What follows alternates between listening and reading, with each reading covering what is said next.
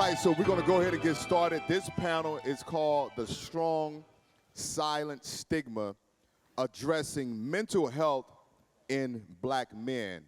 I am going to be your moderator today, family therapist, former pro athlete, and now Dr. Jay Barnett, and I'm excited about that. It was a long 4.5 arduous process, but it's over now.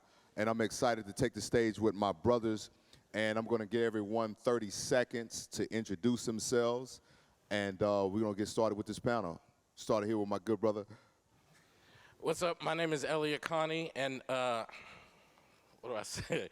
I'm a licensed psychotherapist. I am an author. I travel the world speaking.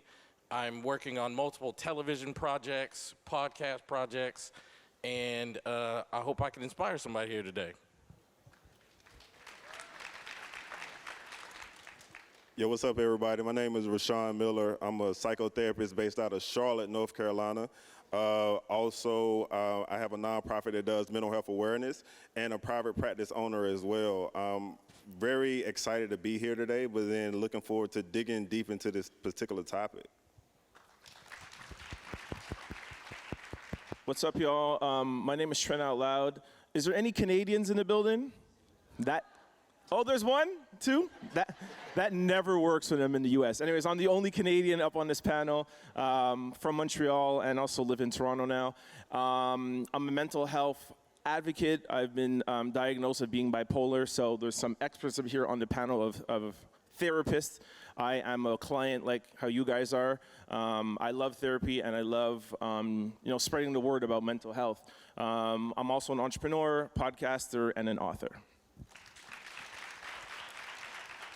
My name is Justin Little. Anybody from Virginia in the house? Oh yeah, that's good. Hey, Virginia Beach, Virginia raised. I am a TEDx speaker. I am a mental health advocate, certified in psychological first aid. I am also the manager of social media content for an organization called Black Men Heal.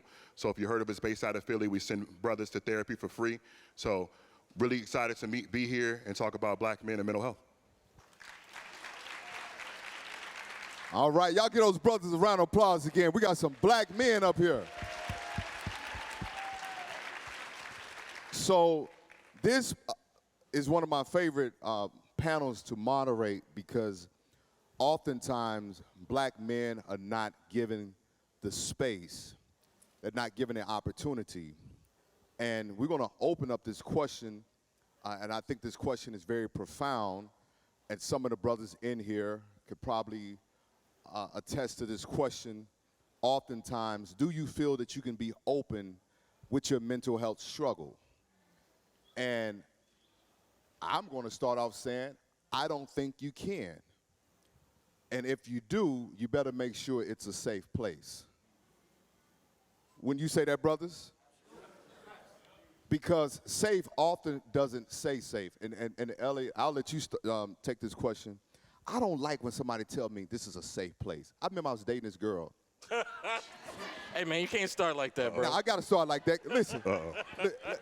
Listen. I remember I was dating this girl. No, mental health is heavy work, so we need to laugh today. So she said, this is a safe place. I said, no, I don't know if this is a safe place. Because safe would never tell you that it's safe. You will identify that it's safe by what you feel.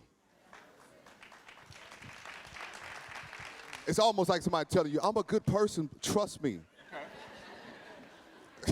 Jay, I'm a good person, man, trust me.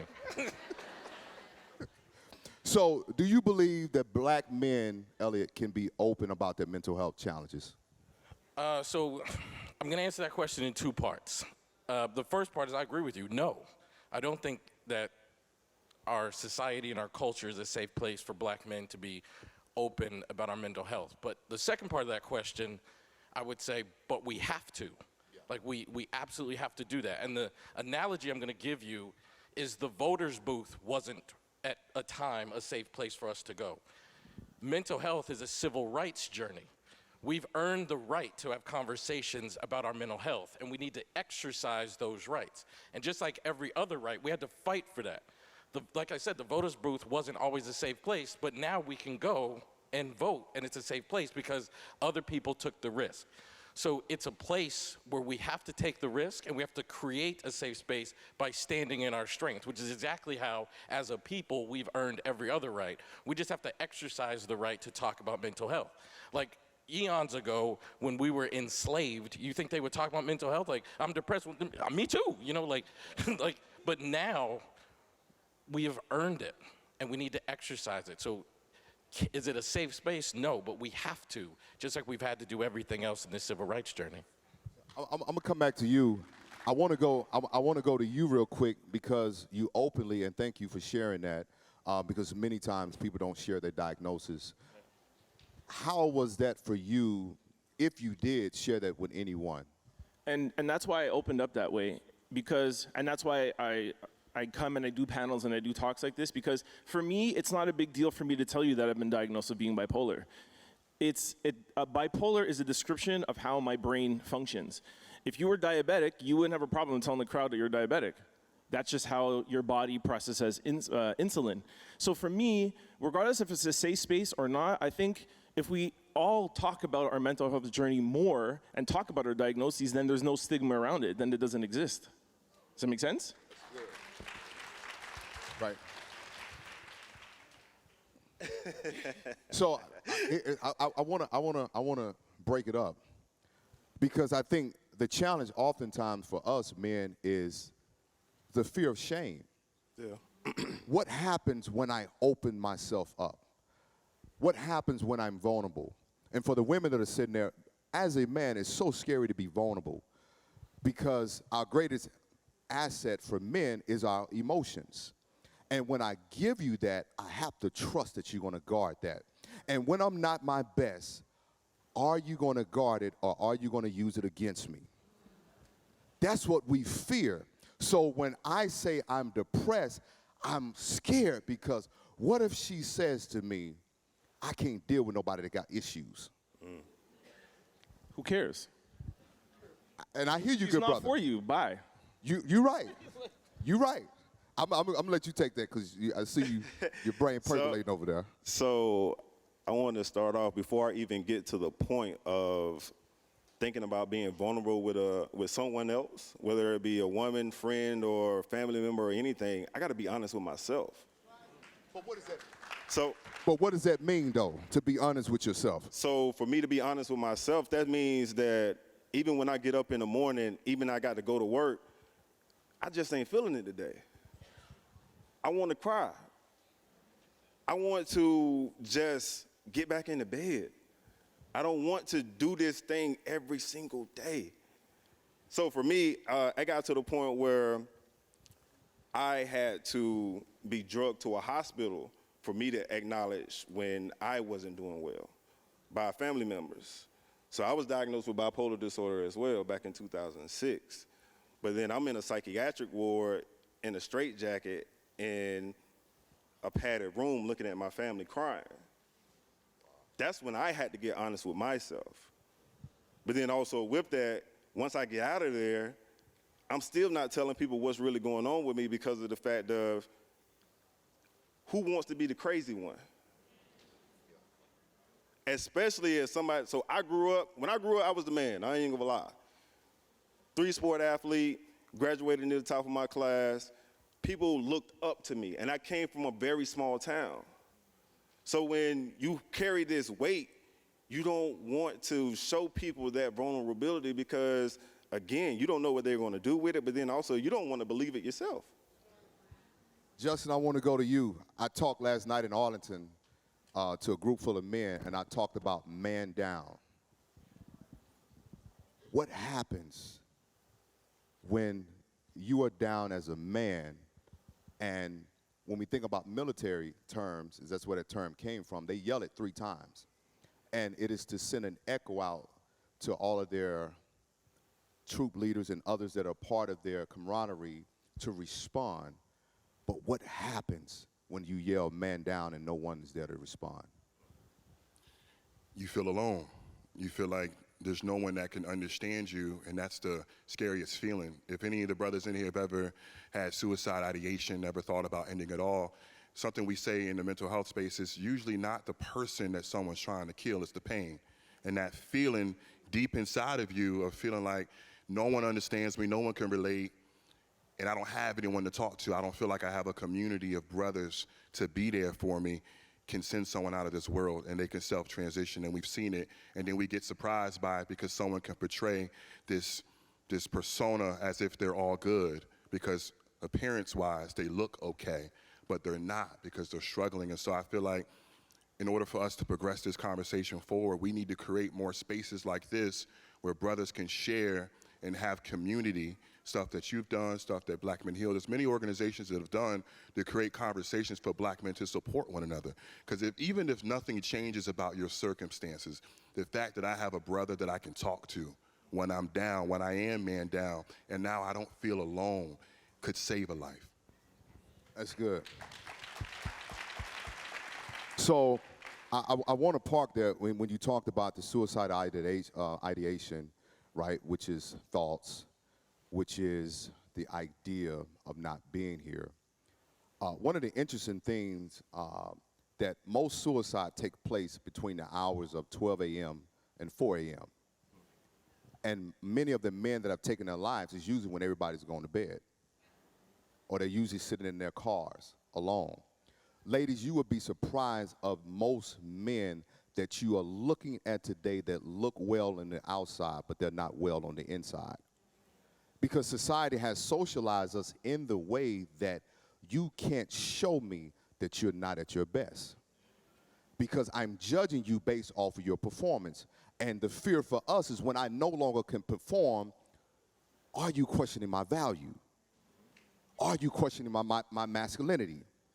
Are you questioning my sexuality, my manhood?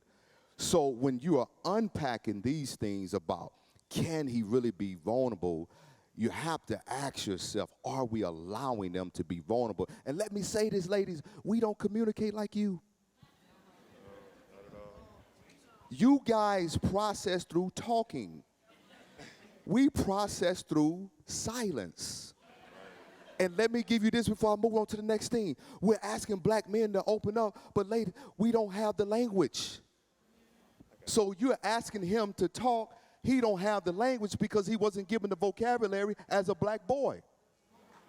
So we're saying, we're telling Keithon, what's wrong? Talk to me. You got that? And he, I'm good. I'm all right.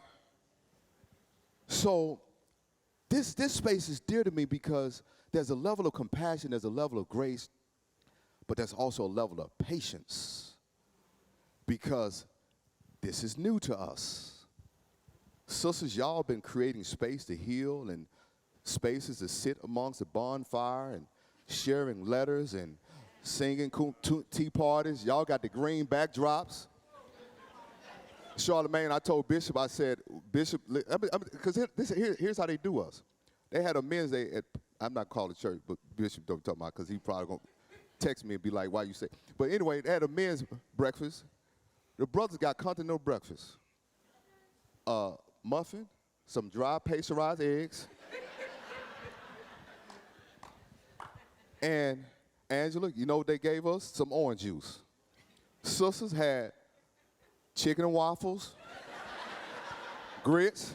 They had that green backdrop. They had everything. And we say to the men, we value you, but when we walk into the space, we don't feel valued. So my question to you guys, do you feel value as Black men? Ooh. That's what I like when it's quiet. Because I know y'all processing. Yeah, anybody, yeah. I feel valued as a Black man because I feel like I give enough to be valued. Right? Just back in the green room, I was talking with 3 women back there, and I'm very vocal about this all the time. Like, I hate talking to men. It drives me nuts for the exact reason you just said, because men don't like to have any depth. It's just it's a blank slate. So I like talking to women, not just not for sexual reasons, but just since I was a kid, I've always been around and talking with women, and I don't have the answers. And I agree with you that we're like this, and I agree with you that it's from our father's generations. Like my father, I've never been on the phone with my father longer than 5 minutes. Same here. It drives me nuts. Same I here. want to sit that, like, that's my boy. Like, that's my dad, man. Like, there's nobody on this planet who I want to talk to more than my father. And I try, and he's like, yep, cool. Man. Yeah, all right, peace. Yeah. I'm like, yo, dog, like, you know what I mean? Like, You know what, man? it drives me My nuts, dad man. did the same thing to me this morning. But you know what I had to learn is he was a father that was still longing to be a son. Oh, no, 100. So, 100. I write about that in my book. I was just talking with Nyla so backstage the about language that. he doesn't have was also the language that wasn't provided. 100%. My father was born in Jamaica. His father wasn't even there. He wasn't around. They come from like nothing, the dirt. And I write that in my book that I said, like, I understand that he doesn't have the tools. That's why I give him grace.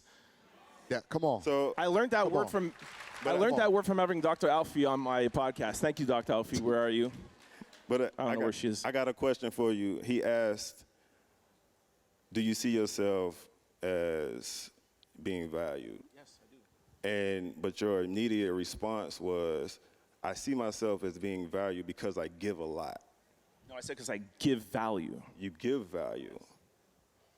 But what if you didn't give value? Do you think you still should be valued? Ooh. Say that again. Ooh. If I don't give value, I got this thing hot today, man. but it's just like, but that's a good question. But it's just like respect, Turn my right? seat inward. You have to give respect to earn respect. Not necessarily. Okay. Come on, Elliot. Jump in here, Elliot. Come on. It's your opinion. I get it. No, because I say that because of the fact of it still goes off of, it makes it transactional. Okay. Because if I give, that means my value is based off of something. If we're going to be real about this thing, so like a lot of times manhood is based off of what you provide, what you can produce, or what you can protect. Okay. If I can't do any of those things, I still should be valued because I'm a human. But Woo! Come on. Come on. And I'm not trying to come, I'm just saying. no, that, but yeah. that's why Charlamagne is having this, and that's why Arce is, so that black men can be up here talking about these things, right? Elliot, But- pick that up, Elliot. Hold on, I got an answer for that though. What's your cash app? I'm gonna sow into your life. But I gotta agree. Like, so I got two things to say. Everybody in this room has value because you are. It doesn't matter what you do, because that would imply someone who doesn't have the same thing to give is somehow more valuable or less valuable. We all are who we are, and that is enough. Like, that really genuinely 100% is enough.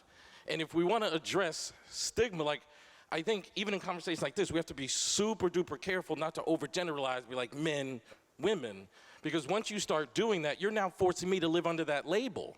And that's not fair to me. You got to give me permission to call me, like, I am becoming. So if I'm a man who's addressing all of the issues that I went through, like my father talked to me for hours while he was kicking my ass. Like, he was busy whooping my ass for no reason.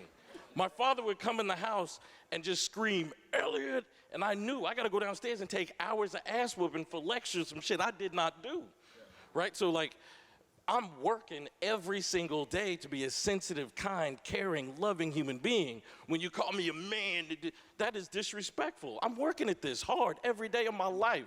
I became a psychotherapist to help other men work at this every day of their life. So there's a stigma here that we shouldn't even perpetrate by overgeneralizing, like, this is how men are. No, we are addressing this. We're working hard at this. Charlamagne invited us to this stage so we could talk to each other and say it is okay to be kind and to be nice. I just met this dude earlier this year. Like, we have a, like, very kind way of communicating. Some of my best friends, before I get off the phone with them, I tell them I love them. I don't do that because my father taught it to me. I do that because my father kicked my ass. And in that, I learned that pain is so hard. I want everybody who knows me to feel love. So don't call me a man who's living with these issues. Call me a man who's working to address them. Woo! Y'all give Elliot a hand. Give Elliot a hand. And Let me add to this, black men that are here, because y'all all touched on something, because how we view men is always from performance. We look at masculinity as doing and femininity as being. But let me tell you something, brothers. The greatest opportunity that I had when I was in therapy, and many of you follow me know my story, I'm a 2-time suicide survivor after I left football, was to understand that the very essence of my existing was enough, is what you said earlier. And also, brothers, understanding that you can do both. You can be masculine, you can be compassionate, you can be masculine, you can be giving, you can be masculine, you can be loving, because there's a duality in this thing.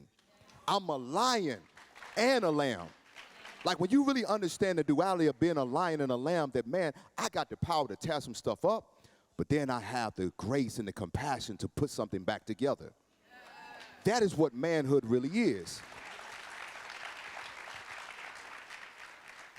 And for the brothers there, how you get to that place is you have to visit the little boy on the inside. Because if you keep running away from that little boy, that man will continue to be out of control.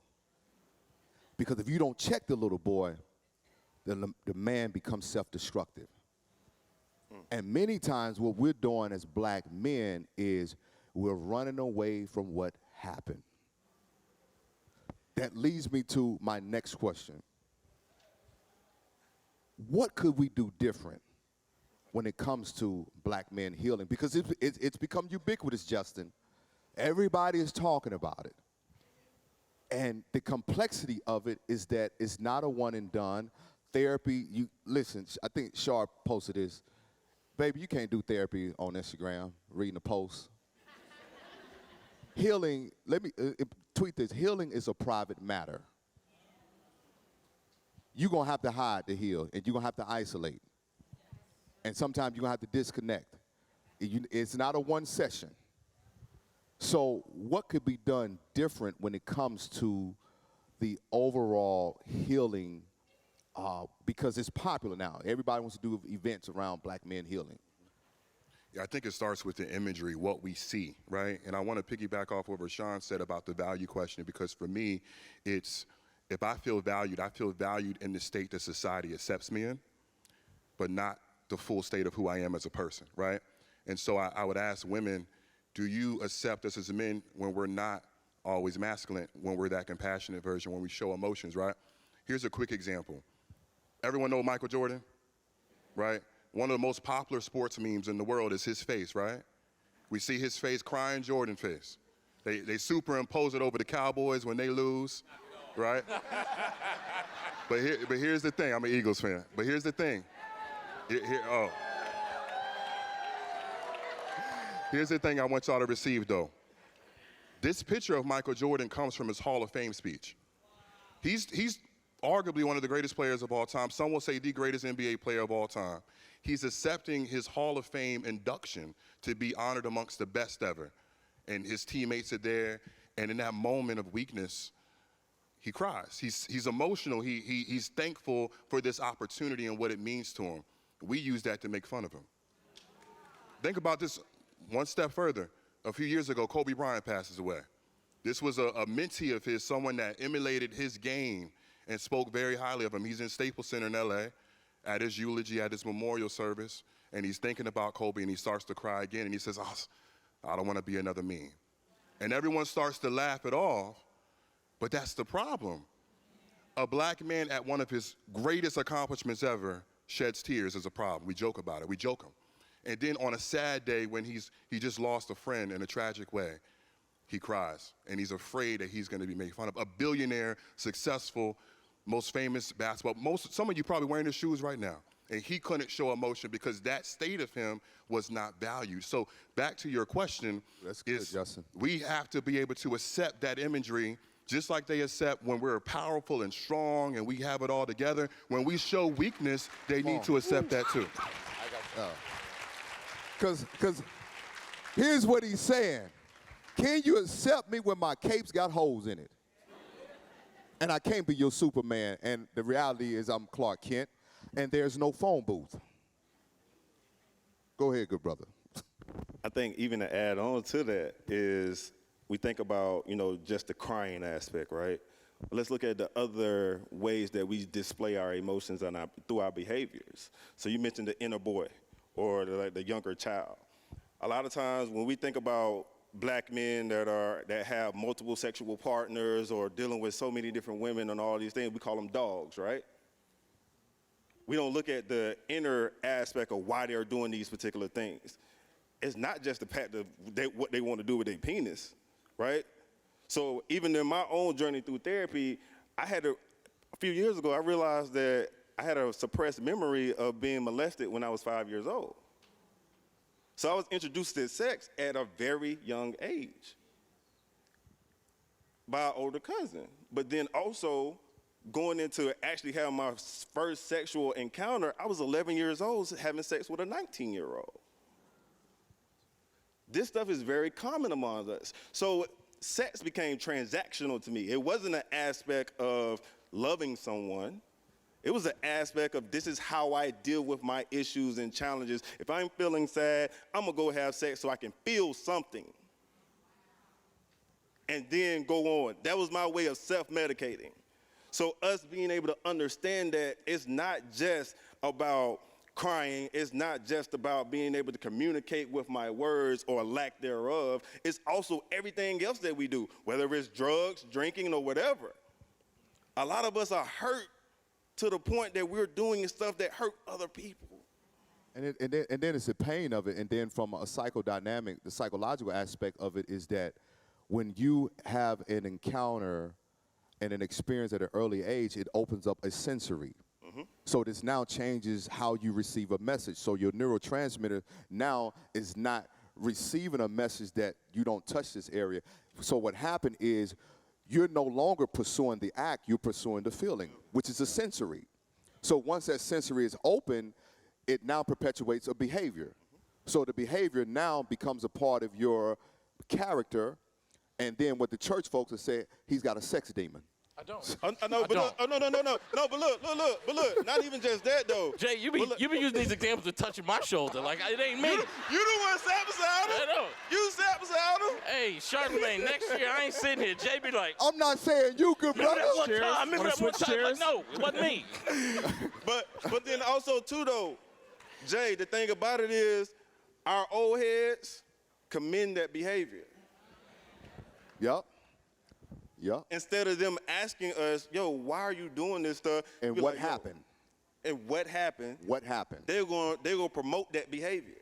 Because they're going to ask you that, how many girlfriends you got? I remember being asked that at 5 years old. But a lot of times, too, it's because they probably dealt with the same thing. It's generation to generation to generation. And because what we do as black people, Shell, we did this last year, we're going to sweep it on this rug. And secrecy is killing us. And just pray about it. Go ahead, Elliot, because we're going to turn this into a revival. I'm not going to touch you no more, man. Yes, you are. Bitch, I don't mind the touching. I love you, bro. But just use good examples. Just like, the good person, like, do that. Good person.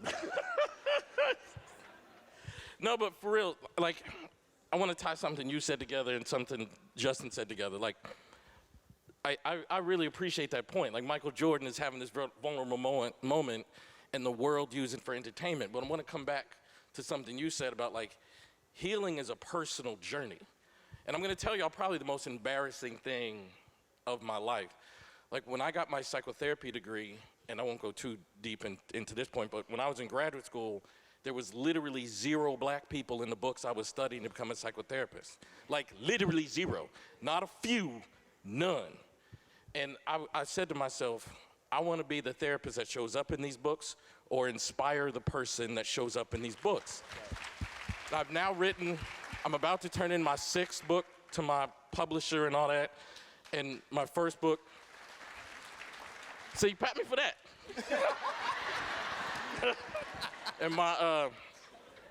And my first book, somebody called me from England, and they were like, we want you to come give a lecture. We read your book. We thought it was good. Will you come give a lecture? And I didn't know what to wear because we're so used to performing, not only as men, but as just black people. Like, I don't know what to wear. So I have this colleague of mine, this white dude. I called him and said, hey, bro, what are you wearing? And he was like, I'm gonna wear a collared shirt, khaki pants. Now, I don't dress like that, but I wanted to put on a uniform so I could be accepted. And it took a lot for me to realize, like, these people ain't gonna accept me no matter what I do. So now, like, some of y'all follow me on social media, you'll see, like, I wear a hoodie almost every day. I wear sweatsuits all the time. Like, out of respect for Charlamagne, I put on jeans today, but I usually wear a sweatsuit every day. But to the point I'm trying to make here is, like, be you anyway.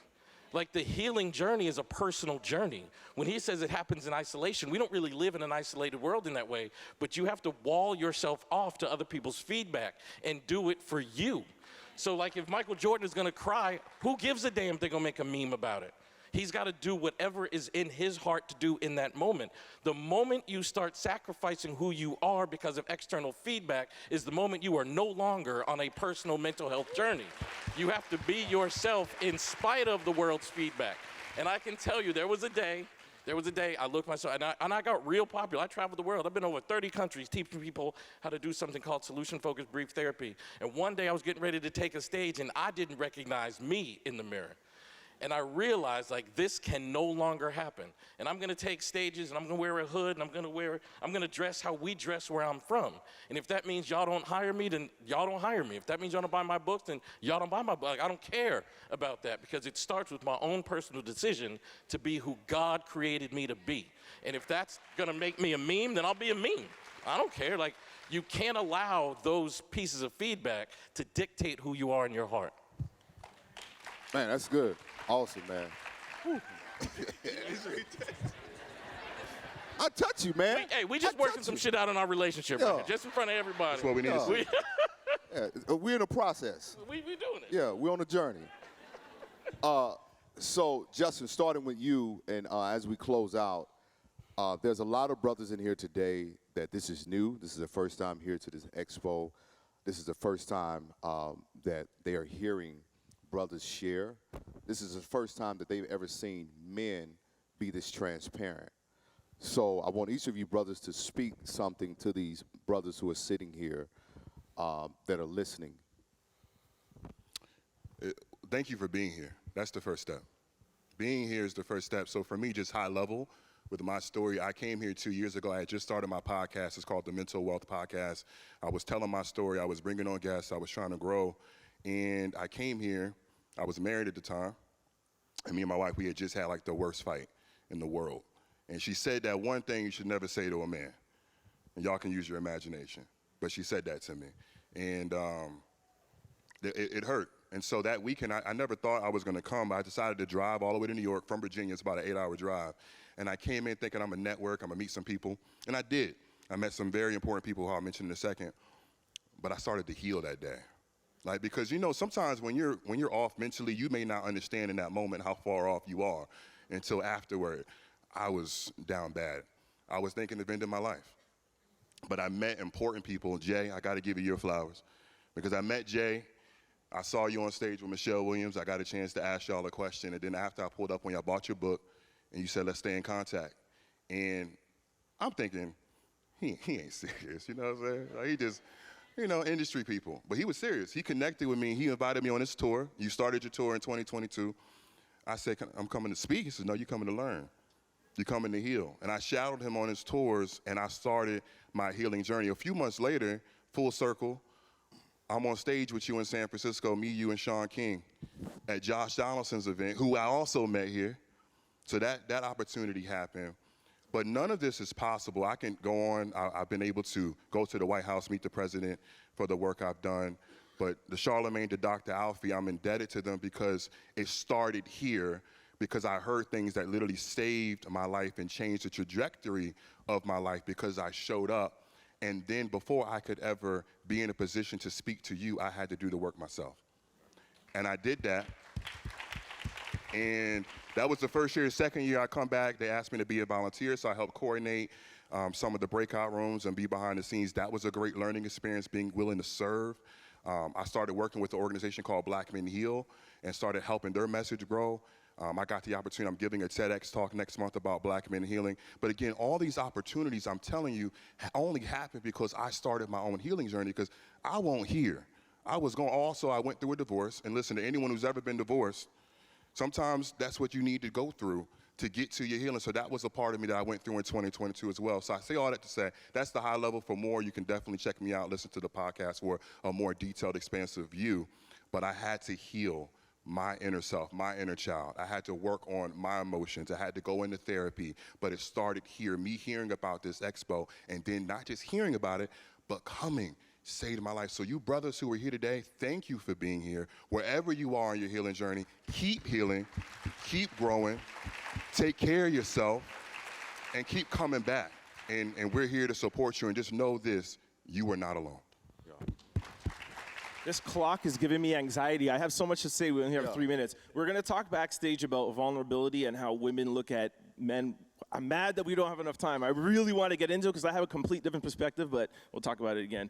To answer your question and to respect the time, my 2 things that I want you guys to leave here with today. 1, you heard from 2 different black men that were bipolar. Your experience in, you said, a straitjacket, et cetera, et cetera. My experience with bipolar is I've never taken any medication, never been hospitalized, and I choose to deal with my bipolar through talk therapy, which I was talking about with Elliot yesterday. And the stigma around mental health is that you think that bipolar means that you are going to be in a hospital in a straitjacket. Which you'll learn more about my story after. I have a booth in the back there, but I started selling clothes out the trunk of my car in Canada, and now I have a national brand across the country, and I built that from the ground up, being bipolar. So bipolar doesn't have a face. You know, my mom, still today, she's like, I don't believe you're bipolar. You don't look bipolar. Bipolar does not have a look, and it doesn't have a background, and it doesn't have to dictate your life. So that's one thing. And that's just not being bipolar. That's any diagnoses in the mental health guide. And the second thing is, if you have a mechanic and you have a dentist, you should have a therapist. Come on. That's it. That's good. It's man. done. Done. I guess my only thing is for the men and everybody in here actually. I wear it on my shirt now. It says, "Be who you needed when you were younger." Honestly, 19-year-old Rashawn Miller needed a black male therapist to tell him that it's okay to get the help that you need. 5-year-old Rashawn Miller needed somebody to tell him it's okay to share that aspect about you, and let's figure out what to actually do. I want y'all to think about that one thing that y'all needed when y'all were younger and be that person for somebody else.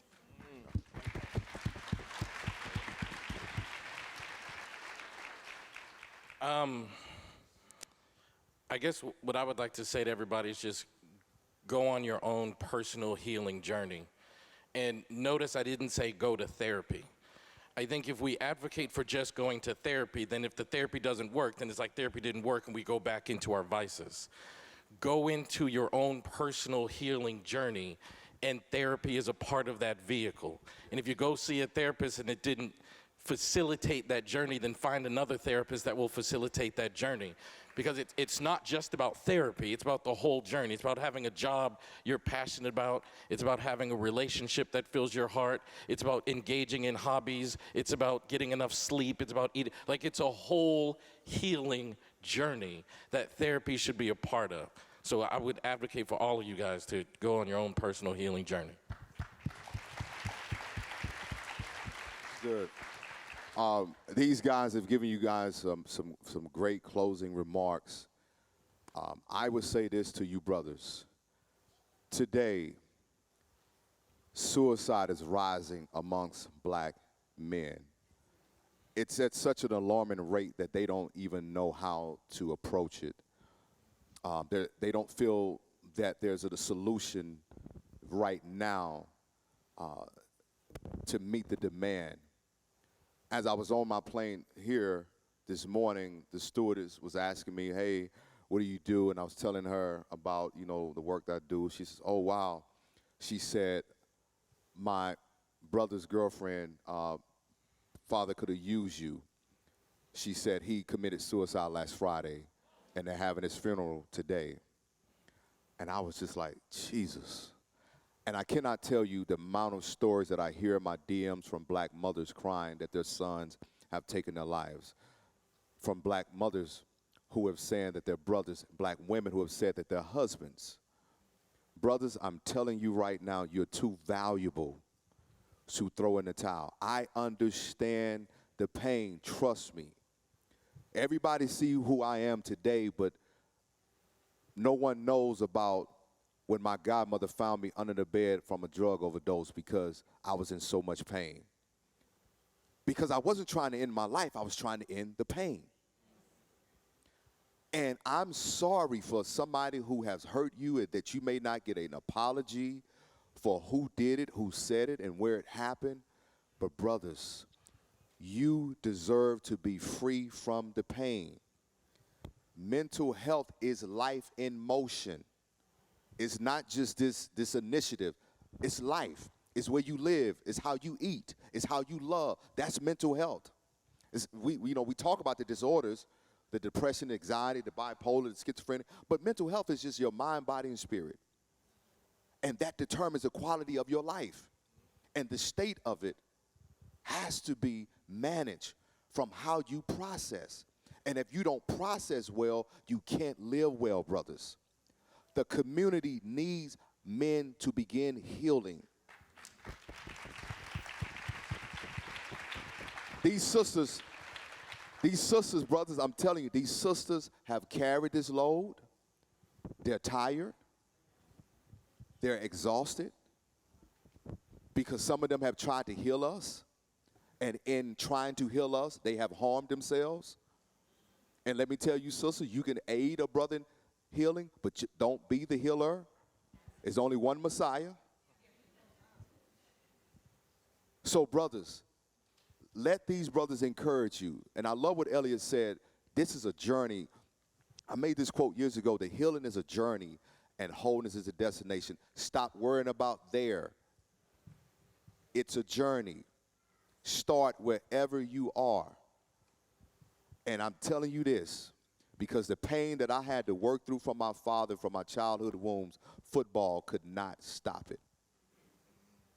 Because I would put that helmet on and try to run through somebody because I didn't want to deal with the pain. But when I took that helmet off, that pain was right there. Because if you don't deal with it, it's going to deal with you. So brothers, free yourself, man. Thank you, guys.